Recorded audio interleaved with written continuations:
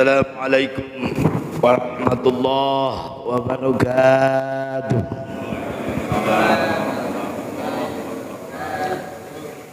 Alhamdulillah, alhamdulillahilladzi afhamna bi ulumil ulama'i rasyidin.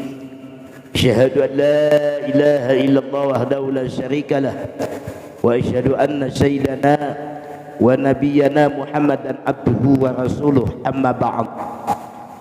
Qala Allah ta'ala fil Qur'anil Karim, a'udzu billahi minasy syaithanir rajim, bismillahirrahmanirrahim. Inna salata kanat 'alal mu'minina kitaban mawquta. Al-ayah. Wa qala Nabi sallallahu alaihi wasallam, awalu ma yuhasabu amalul abdi yaumal qiyamah as-shalah. Fa idza salahat salahat kullu wa idza fasadat fasadat kullu. Al-hadis.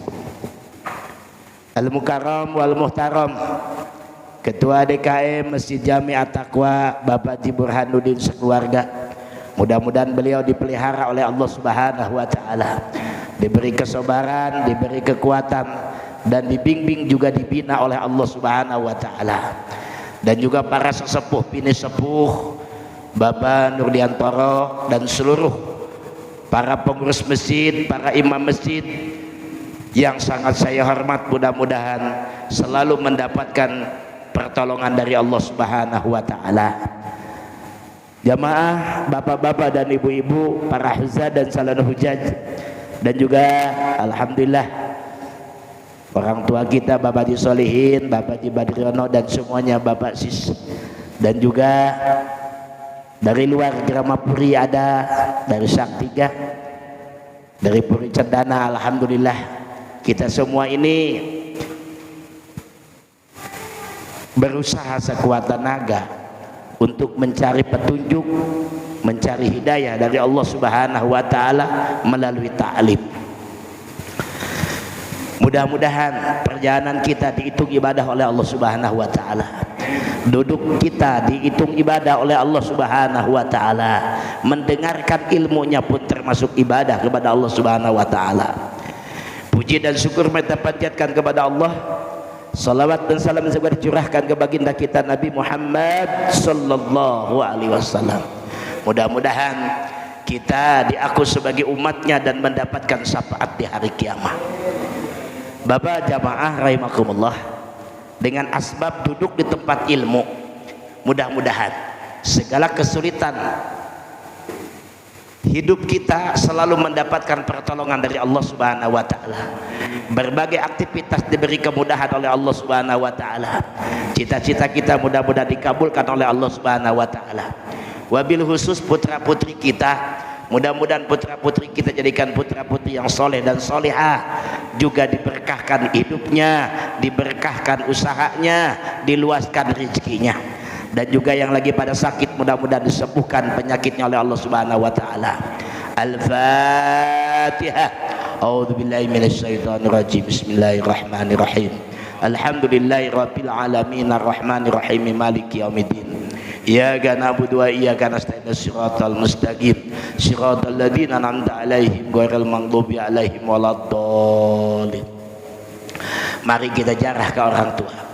Mudah-mudahan orang tua kita yang telah membesarkan kita, telah mendewasakan kita, sehingga kita tidak mampu menghitung kebaikan orang tua, apalagi menghitung nikmat Allah yang diberikan kepada kita. Kebaikan orang tua kita kepada kita, kita ini boro-boro bales, ngitungnya aja gak mampu. Tetapi kita berusaha sekuat tenaga, kita bakti kepada orang tua melalui doa, melalui segala kebaikan. Mudah-mudahan orang tua kita diampuni dosanya oleh Allah Subhanahu wa taala, dirahmati dan dicucuri rahmat oleh Allah Subhanahu wa taala. Allahumma ij'al ma qara'nahu min ummil Qur'an ila arwahi Al-Fatihah. A'udzu billahi minasyaitonir rajim. Bismillahirrahmanirrahim. Alhamdulillahirabbil alamin arrahmanir rahim maliki yaumiddin. Iyyaka na'budu wa iyyaka nasta'in. Ihdinas siratal mustaqim. Siratal ladzina an'amta 'alaihim ghairil maghdubi 'alaihim waladdallin. Dan mudah-mudahan para guru, para imam, para jamaah Masjid At-Taqwa yang udah mendahului kita, baik yang udah lama maupun yang baru meninggal. Mudah-mudahan semuanya dapat rahmat ampunan dari Allah Subhanahu wa taala. Bapak-bapak jamaah rahimakumullah, orang meninggal dalam ikatan jamaah, orang meninggal hidupnya selalu ada dalam taklim, maka setiap taklim akan mendapatkan pahala dan doa dari jamaah. Mudah-mudahan kita gunakan kesempatan sebelum kita mati, gunakan untuk ngaji sebelum kita diajiin. Gunakan kesempatan ini untuk sholat sebelum kita disolatin. Sebab nggak tahu kapan kita, entah ntar malam, entah besok, entah lusa, kematian tiba-tiba. Nggak ada yang tahu, mati dirahasiakan, tapi pasti itu mati akan terjadi. Mudah-mudahan kita semua dijadikan orang-orang yang mati husnul khatimah. Allahumma ij'al ma qara'nahu min ummil Qur'an ila arwahi ususon minal muslimina wal muslimat wal mu'minina wal mu'minat kulluhum al-fatihah. A'udzu billahi minasy syaithanir rajim. Bismillahirrahmanirrahim. Alhamdulillahi rabbil alamin arrahmanir rahim maliki yaumiddin. Iyyaka na'budu wa iyyaka nasta'in. Ihdinas siratal mustaqim siratal ladzina an'amta 'alaihim ghairil maghdubi 'alaihim waladdallin. Bismillahirrahmanirrahim. Bapak-bapak, kemarin beransur-ansur menjelaskan sepintas masalah wudu, masalah tayamum, masalah istinja, dan masalah syarat sahnya sholat, dan juga sebentar lagi akan menginjak ke masalah rukun sholat. Kemarin syarat wajibnya sholat, sekarang syarat sahnya sholat. Jadi ada syarat sahnya sholat, ada syarat wajib sholat, ada rukun sholat. Kalau rukun udah di dalamnya, kalau syarat belum sholat. Ya kan, baru syaratnya sah sholat, syarat wajibnya sholat, belum sholat. Tapi kalau udah rukun sholat, itu udah melaksanakan sholat. Ya, syarat sahnya sholat itu ada 7. Ada 7. Toharatul a'dha minal hadasain, bersihnya tubuh, bersihnya organ tubuh dari 2 hadas. Badan kita bersih dari 2 hadas, yaitu al-akbar wal asgor, hadas besar dan hadas kecil. Wa taharatul badani, dan bersih dari badan, badan bersih. Wasaubi, dan pakaian. Wal makani, dan tempat. Minan najasati, dari segenap najis. Goero makpuwin, goeri makpuwin, najis yang tidak dimaafkan. Ya, tuh yang syarat pertama. Syarat pertama harus bersih dari 2 hadas. Tidak sah sholat kalau punya hadas, entah hadas kecil entah hadas besar. Dan tidak sah sholat pula di dalam badan, di dalam pakaian, di dalam tempat ketempelan najis. Kalau dalam situasi yang sangat memungkinkan. Tapi ada tingkatan yang fikih tinggi, di mana kita di dalam satu tempat penuh dengan najis, sedangkan sholat tidak gugur karena ada halangan, ada apapun. Apakah sholat di tempat yang najis itu? Maka kita tetap sholat, cuman di atas kaki kita dan di atas tempat sujud kita, usahakan dialingin oleh sesuatu yang tidak nempel ke badan kita. Kalau tidak ada, sehingga kening kita akan nempel ke tempat najis, maka menurut Profesor Dr. Wahbah Juhel itu cukup dengan isyarat. Nah ini bapak-bapak, saking pentingnya sholat, ya, saking pentingnya sholat.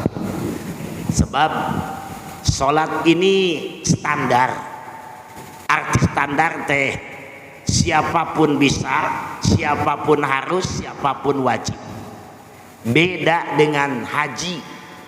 Kalau haji itu tidak semua Islam harus melaksanakan haji. Yang Islam harus melaksanakan haji yaitu orang yang punya kemampuan, mampu untuk ongkos, mampu untuk di perjalanannya, dan mampu untuk meninggalkan yang ditinggalkan anak keluarga, dan ada pula untuk balik dari haji.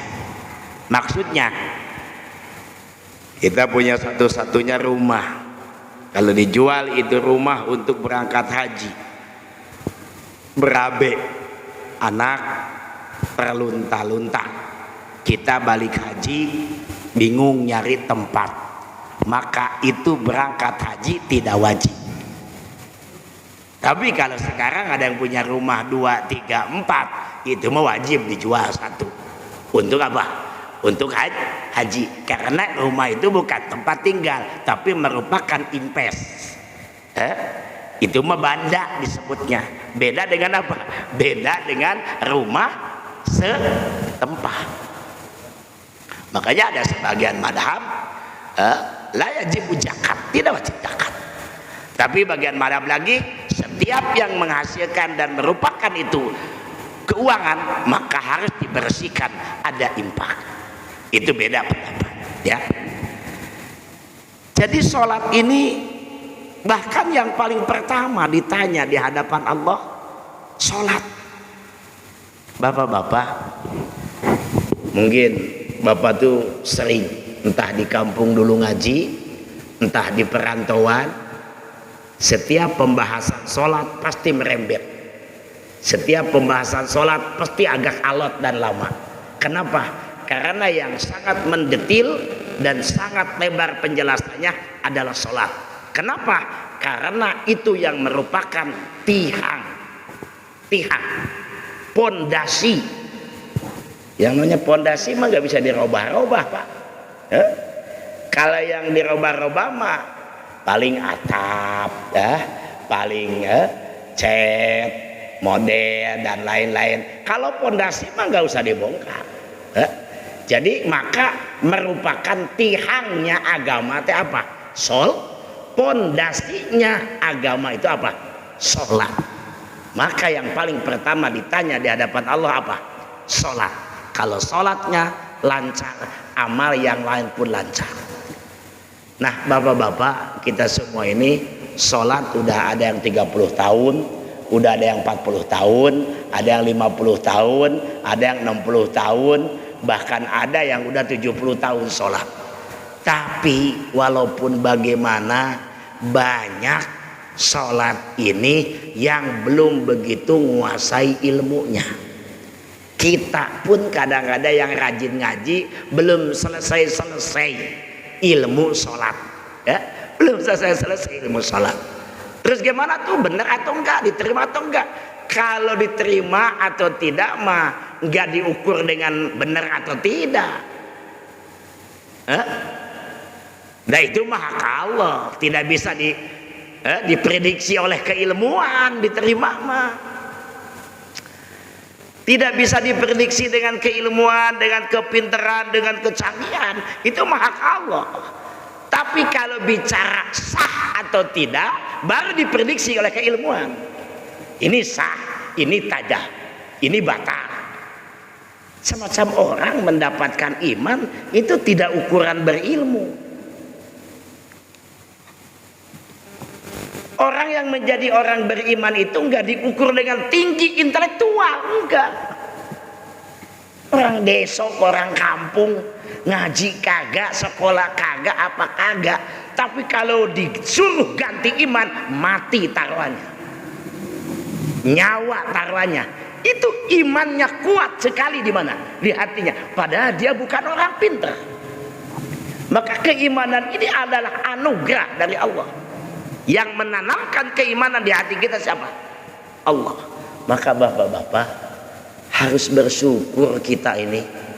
Kalau dihitung-hitung Pak, dari segi keilmuan kita murad marid, dari segi keturunan kita ini bukan turunan priai, bukan turunan orang pintar, bukan turun, tapi Allahu Akbar, kita ini oleh Allah diberi sesuatu yang sangat berharga. Apa itu? Iman. Ada orang pinter S1 sampai S3 di luar negeri, tapi oleh Allah tidak diberi yang paling mahal. Apa? Tidak beriman. Ada enggak? Ada. Nah kita SR aja nggak selesai. Tanya ke Pak Haji Solihin. Kalau zaman Pak Haji Solihin mah SR dulu ya, SR ya. Zaman orang tua dulu SR ya, SR aja nggak selesai loh. Coba boro-boro makan bangku kuliah. Tapi Allahu Akbar, alhamdulillah kita diberikan keimanan. Apa nggak iman itu karena tidak melihat mukjizat Nabi, tidak melihat sepak terjang Nabi. Jangan salah, Abu Jahal itu nyaksiin keistimewaan Nabi. Itu Abu Jahal ngangkat batu mau nimpuk Nabi, itu batu nempel di tangannya. Dulu mungkin nempel, nggak lepas-lepas, malah dia ke bawah ke belakang, ketarik batu. Apa dia tidak merasakan mukjizat Nabi? Merasakan. Tapi kalau udah hatinya ditutup oleh Allah, tidak diberi sesuatu yang sangat mahal, tetap aja tidak beriman. Coba Nabi lagi kecil, makanya ada ustadz muda dulu di TV di media viral bahwa Nabi itu pernah sesat. Dalilnya apa? Wa wajadaka dolang fahada. Wah, gaya bener itu ustaz. Gaya bener, berani bener. Tafsir apa yang dipakai? Apakah tafsir ini? Apakah tafsir Jalalain, Ibnu Abbas, Ibnu Katsir, Sawi, Munir, Burhan Lubed, atau Futuhat, atau Khojin? Itu walau-walau.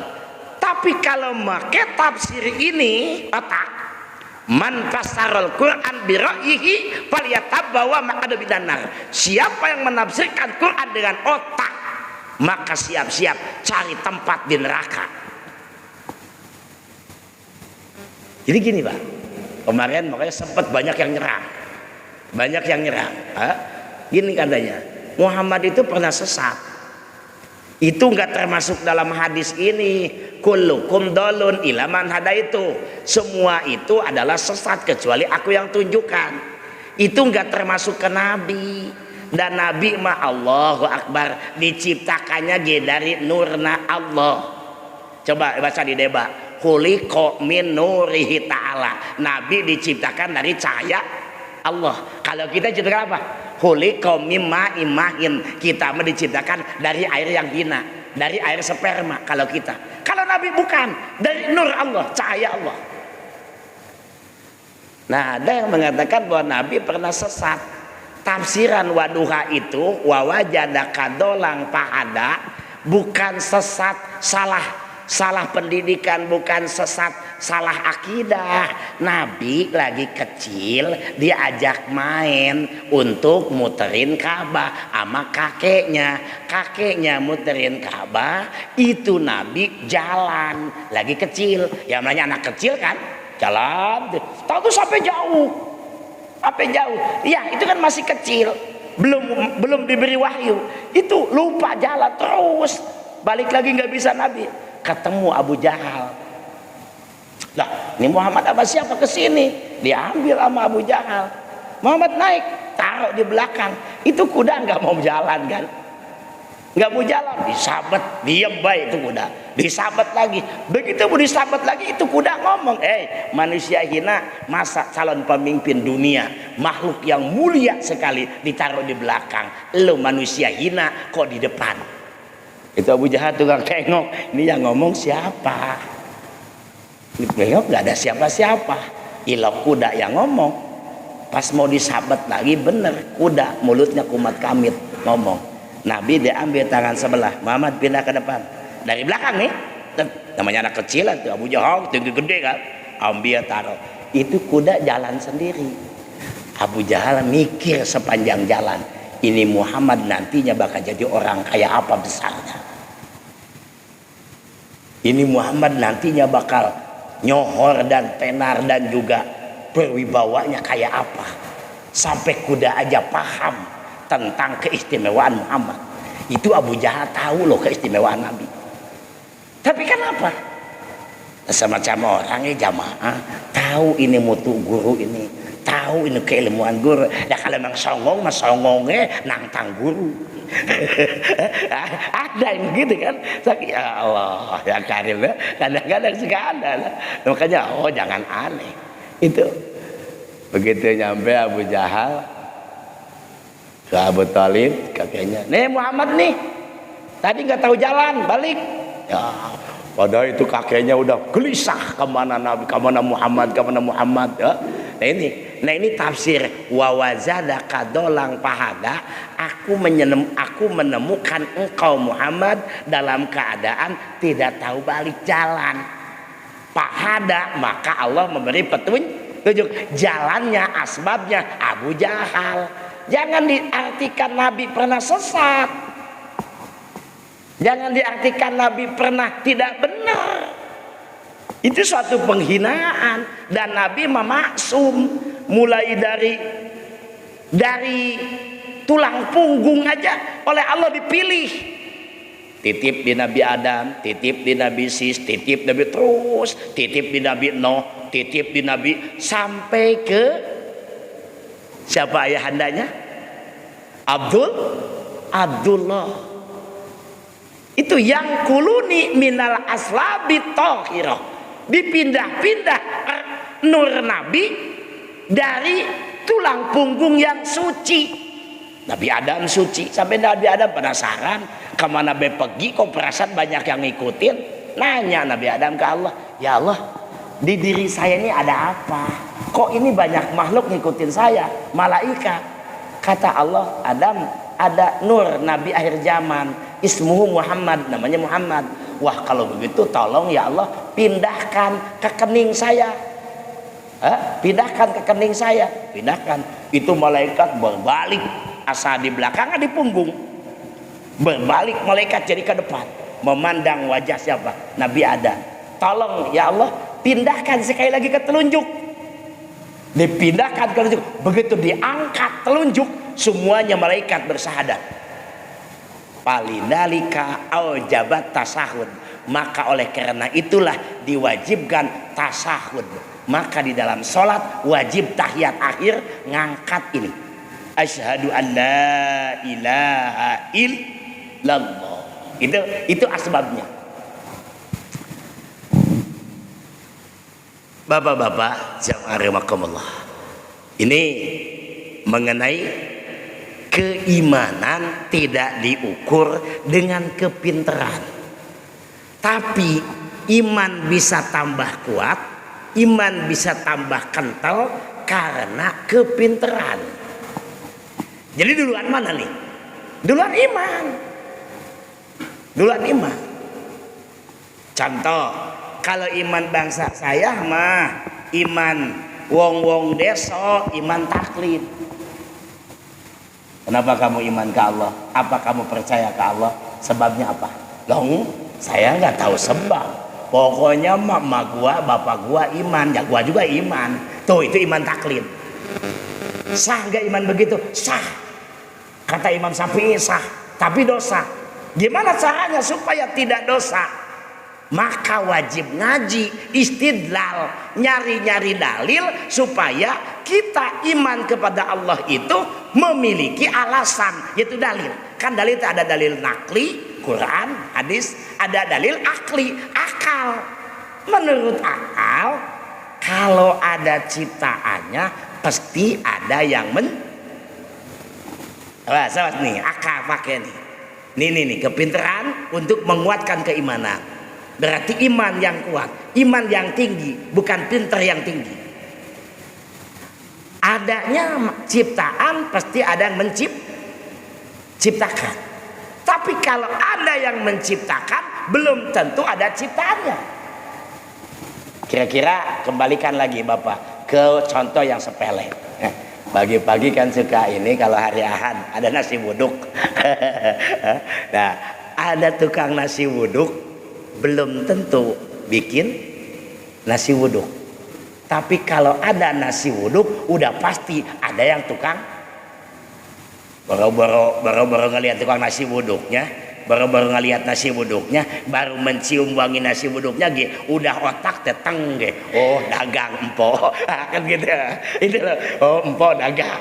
Nah ini akal, kepintaran untuk menguatkan keimanan. Maka taklid ini percaya kepada Allah, percaya adanya Allah, tidak sekedar emak gua juga iman, bapak gua juga iman, tidak, tapi akal bisa jawab. Kenapa kamu, apa sebabnya iman kepada Allah? Lah, ada ciptaannya pasti ada yang Apalah yang duruna ila sama ikai parupiat. Pernahkah kamu melihat langit? Itu langit bagaimana cara Allah mengangkat? Setiap sesuatu yang ngambang di atas pasti ada penyanggahnya. Rumah secanggih apapun ada apanya? Ada tiangnya. Ini langit dari dulu sampai sekarang. Pernah nggak presiden ngajak gotong royong memperbaiki langit? Mulai presiden pertama sampai presiden sekarang, pernah nggak ngajak gotong royong merenovasi langit? Enggak. Tapi ini kekuasaan Allah. Apalah yang duruna ilal ibili kaifa khuliqat. Kamu pernah gak ngelihat onta? Gimana cara Allah menciptakan onta? Jadi ada makhluk, ini dalil kepada adanya kholik. Ada yang diciptakan, pasti ada yang tapi ada yang menciptakan, tidak mesti harus ada yang diciptakan. Maka Allah menciptakan makhluk, hukumnya jaiz. Hukumnya apa? Arti jaiz deh, ya mau ada, mau kagak gitu, mah hak Allah. Duh, itu lari lagi ke ilmu tauhid. Maka lagi kecil dulu selalu diubulak-balik wujud kidam bako, gitu kan? Wujud kidam bako, terus dibulak-balik walaupun tidak paham isinya tapi itulah merupakan pondasi dalil atau keimanan. Coba. Jadi kita ini bersyukur walaupun ilmu tidak nyampe, walaupun bagaimanapun kita ini oleh Allah dipilih menjadi orang yang sangat beruntung, yaitu memiliki keimanan. Bahkan ada orang saking imannya padahal bodoh, apapun yang dikorbankan ridho. Tidak pakai lagi akal, tidak pakai lagi pemikiran. Yang penting mah iman itu. Sedangkan iman ini nggak bisa diukur dengan kepintaran, dengan keturunan, dengan apa? Turunan kiai mah pasti anaknya soleh. Belum tentu. Coba anak Nabi Nuh, siapa namanya? Kanan. Apa celaka? Celaka. Itu cuman ada secara pepatah bilang mangga nggak jauh jatuh dari apanya, dari pohonnya, kecuali jauh dari pohon di bawah codot. Di bawah apa? Di bawah codot ya. Iya sih anak kiai, tapi semenjak dibalik dia gaulnya sama berandalan. Ya iyalah, itu namanya di bawah codot. Allah Akbar ya tadi.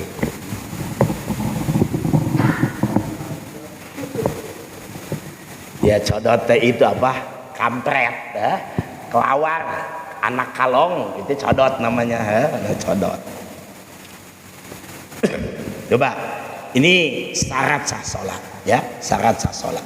Yang kedua, yang satu apa tadi? Bersih dari 2 hadas, bersih badan, bersih pakaian, bersih tempat dari najis. Terus menutupi aurat. Yang dimaksud menutupi aurat bukan sekedar asal syarat pakai baju, pakai kain, tapi definisinya nutupin aurat jangan sampai kelihatan kulit. Kan ada kain tapi mahal tapi tipis, sampai kulit kita kelihatan, entah hitam atau putihnya kulit kelihatan saking tipisnya apa kain teras Pak, itu haram, batal sholatnya. Apalagi lah perempuan. Kalau laki mah seandainya tipis ya, tapi kan kolor mah pakai dan auratnya laki-laki mah dari dengkul sampai pus. Kalau perempuan kan semua organ aurat kecuali telapak tangan dan apa? Muka, wajah di dalam sholat.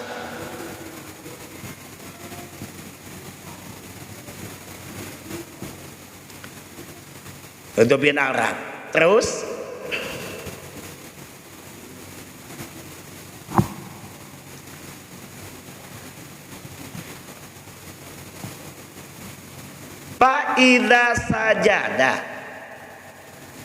Fa'idha sajada tarkus satru liwujubi sujud alal aqdo, di mana sujud meninggalkan nutupin aurat, liwujubi sujudi karena wajibnya sujud alal aqdo asab'ah yang 7, kan anggota sujud ada 7. Kayak kemarin tuh di Tanah Mas ada pertanyaan, Pak, sholat itu sah nggak pakai masker? Kalau menurut ilmu fikih sah, sebab anggota sujud 7, 1 kening, 2 dan 3 telapak tangan, 4 dan 5 2 dengkul, 6 sama 7 jari-jari kaki. Jari-jari kaki. Berarti hidung ketutupin, itu kealingin masker, tidak nyentuh tempat sujud, itu tidak masalah. Bahkan itu hampir 3 madhab, Imam Hambali, Imam Maliki, Imam Hanafi. Tapi kalau Imam Syafi'i makruh hidung ketutupin, karena identik hidung dengan kening. Kalau sujud bahkan duluan hidung, kalau hidungnya mancung. Kalau hidungnya pesek sama jenong ya duluan hidung apa? Itu. Jadi kan diharuskan ke mau tidak mau. Kalau di dalam kitab mah yang wajib teh kening. Tapi kalau mancung mau tidak mau, sebelum kening malah apa dulu? Hidung dulu. Ya tapi kan itu orang Arab, orang Prancis. Kalau orang kita makan mancung bukan hidung, malah kening, jenong namanya. Jadi boleh, cuman yang lebih afdol di kitab Fiqhul Islam, kening nyampe, hidung nyampe. Terus gimana kalau itu hidung kening ditutupin pakai sorban, ya, ditutupin pakai sorban. Sorban ini naik turun. Ketika sujud diamparin apanya? Sorban. Itu di dalam kitab I'anatul Thalibin batal. Sarahnya kitab Fathul Mu'in. Apa? Yataharoku la yasjuda bisai yataharoku bitaharokatihi. Jangan sujud ke benda yang itu benda gerak oleh gerakan orang sholat. Ini sorban ini naik turun karena ikut kepada yang sholat. Lalu dipakai sujud sama kita, menurut itu kita batal. Nah, adapun sorban ditaruh di bawah diamparin mah nggak masalah. Ya apa bedanya dengan sajadah? Apa bedanya dengan apa? Dengan karpet. Ini nih mengenai sholat. Ini kalau mengenai rukun ini belum nyampe rukun, baru syarat sahnya sholat. Syarat sahnya sholat. Terus lagi, kalau dalam keadaan terbuka aurat, disengaja atau tidak disengaja, kita mampu menutupi seketika, sah sholatnya. Maaf Pak, sekarang makanya udah nggak ada ya. Dulu kan musim sarung cap gajah. Beda loh, ada gajah duduk, ada cap gajah. Kalau cap gajah itu makin lama makin ciut. Ada ya, ada tuh ya, ngenyot gitu. Itu namanya ada. Kalau gajah duduk kain bagus ya. Ini cap gajah. Itu makin lama makin merengkel itu. Mana licin lagi. Begitu ruku ketarik sama tangan merosot ke bawah. Ada yang jadi gitu loh. Ada yang jadi. Allahu Akbar. Sama kita ditarik lagi ke atas, sah. Tapi kalau kita cuek, bukan disengaja. Itu mah bukan nama saya diproses lagi, disingkapi sama angin, antepin deh yang dosa paling angin. Ya, itu mah salah. Kalau ada aurat terbuka, seketika tutup, maka sah sholatnya. Gitu.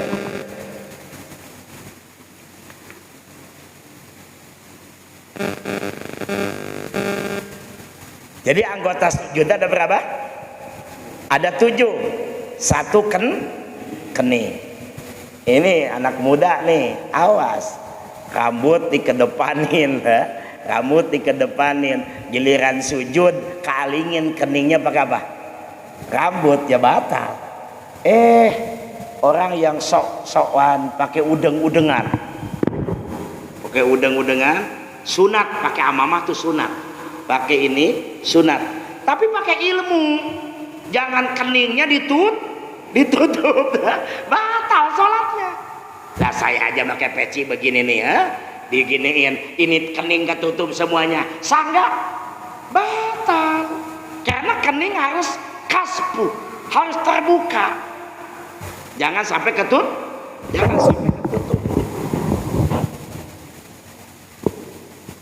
Wal ilmu biduhulil wakti yakinan audonan.